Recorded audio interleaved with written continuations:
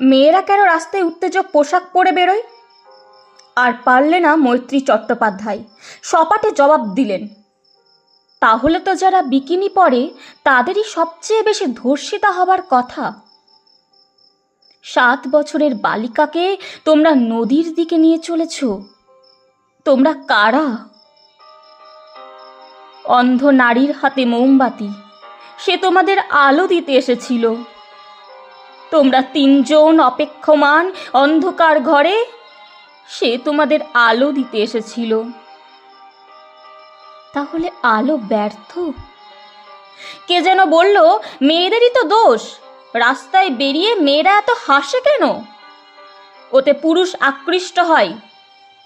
হায় রে, মেয়েরা হাসতেও পারে।